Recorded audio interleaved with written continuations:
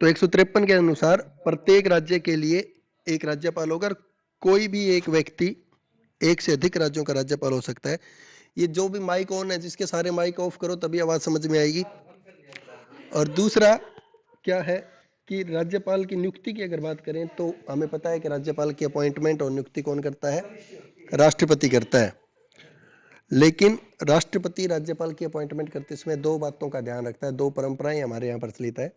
एक तो कि जिस किसी भी व्यक्ति को अगर राज्यपाल बनाया जाएगा तो वो राज्यपाल उस पर्टिकुलर राज्य का नागरिक नहीं होना चाहिए। मान लो हरियाणा का कोई व्यक्ति है तो उसको हरियाणा का राज्यपाल नहीं बनाया जाएगा, या पंजाब का कोई व्यक्ति है तो उसको पंजाब का राज्यपाल नहीं बनाया जाएगा।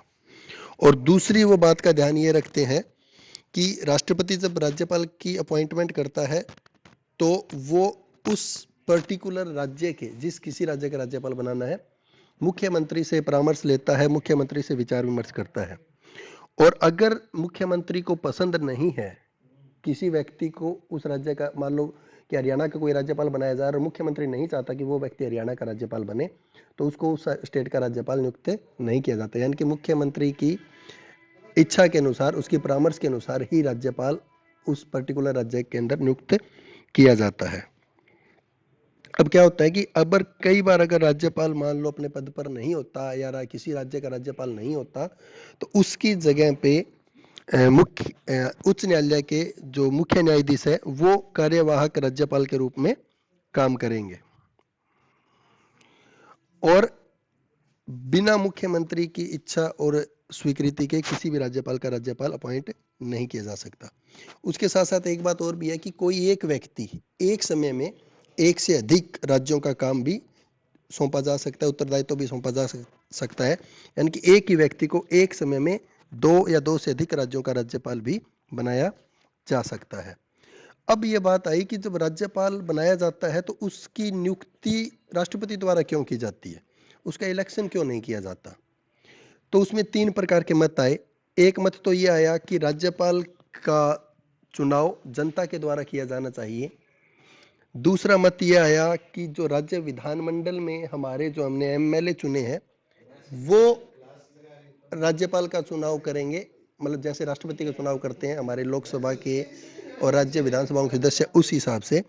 और तीसरा मत ये आया कि राष्ट्रपति जो है वो 4 व्यक्तियों के नाम बताएगा और उन 4 में से किसी एक को राज्यपाल अपॉइंट किया जाना चाहिए।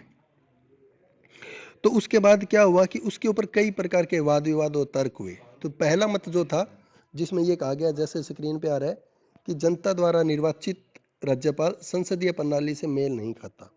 क्योंकि संसदीय शासन प्रणाली में क्या है कि राज्यपाल जो है उसको क्या बनाया गया है, नामात्र का अध्यक्ष बनाया गया है।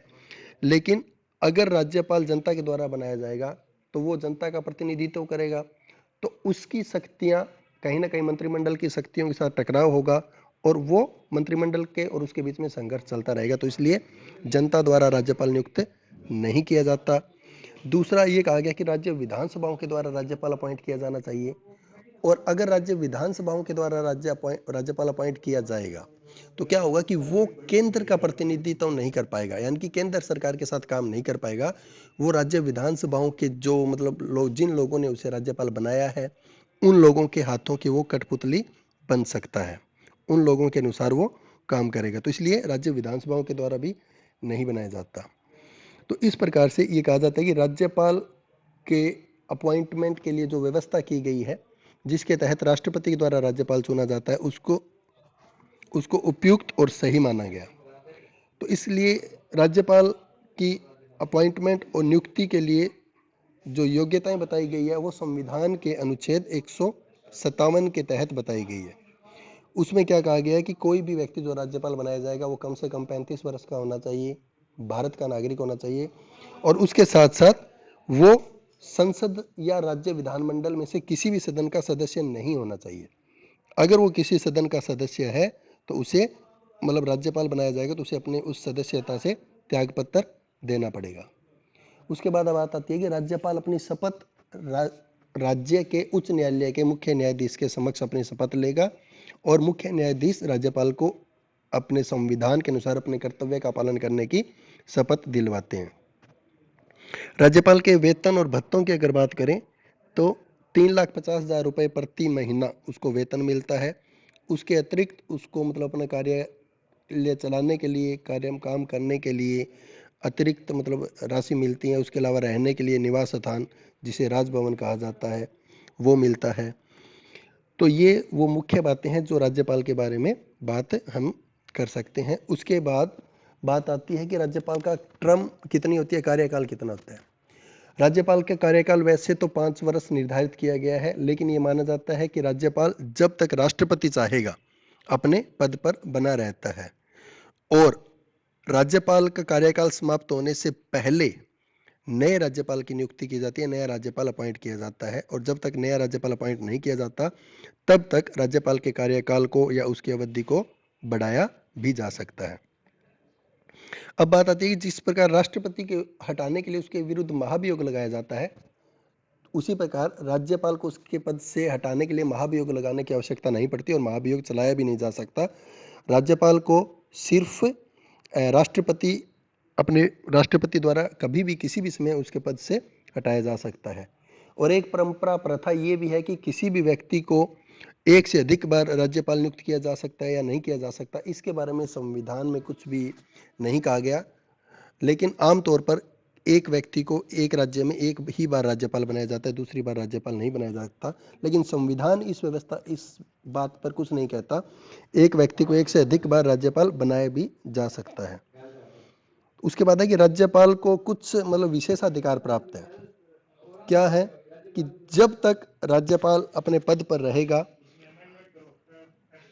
तब तक राज्यपाल किसी भी काम के लिए न्यायालय के प्रति जवाबदेह नहीं होगा। उसे न्यायालय में किसी भी काम के लिए उत्तरदायी नहीं ठहराया जा सकता।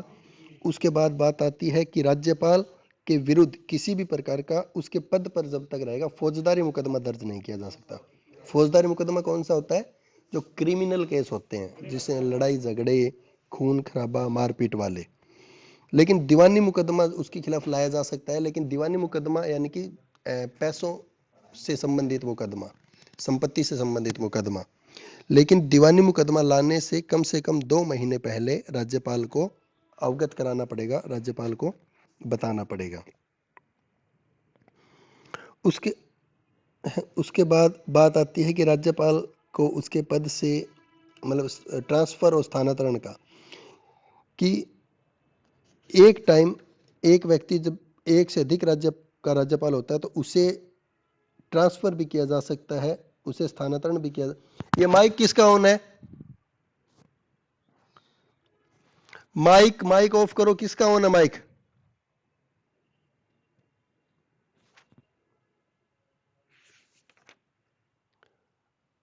राज्यपाल जब एक स्टेट में एक राज्यपाल है तो उसको ट्रांसफर भी किया जा सकता है, एक से दूसरे स्टेट में ट्रांसफर करने की भी हमारे संविधान में व्यवस्था की गई है।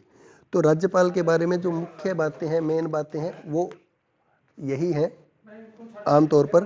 उसके बाद बात आती है कि राज्यपाल के कार्य और शक्तियां। तो इसके शक्तियां, जैसे कि राष्ट्रपति के पास इसकी शक्तियां हैं 4 प्रकार की सामान्यकालीन शक्तियों के तहत वही शक्तियां राज्यपाल को प्राप्त है, जिसमें कार्यपालिका शक्तियां, विधायी शक्तियां, वित्तीय शक्तियां और न्यायिक शक्तियां आती हैं। तो ये जो इसकी शक्तियां हैं, इसके ऊपर हम कल बात करेंगे डिटेल में। आज हमने राज्यपाल के बारे में बेसिक बातें की, जिसमें कि राज्यपाल की नियुक्ति कैसे होती है, उसके वेतन और भत्ते कितने हैं, उसको कब तक वो अपने पद पर रह सकता है, इस चीज़ों के बारे में। तो आप ये एक बार आज मतलब देख लेना। और जो भी हमने आज बात की है उसका मैं मतलब कि YouTube पे लेक्चर वीडियो रिकॉर्ड करके और वो भी आपको शेयर कर दूंगा, वो भी देख लेना। और अगर कोई प्रॉब्लम हो तो कल हम बात करेंगे, कल आप पूछ सकते हो। और कल जो हम बात करेंगे वो करेंगे राज्यपाल की शक्तियों के बारे में, और कल हम इस टॉपिक को ख़त्म करेंगे। ठीक है? आज वाले में थोड़ा कुछ समझ आया, पता चला? ओके, आज के लिए इतना ही। कल हम इसकी शक्तियों के बारे में बात करेंगे। Okay, okay, bye.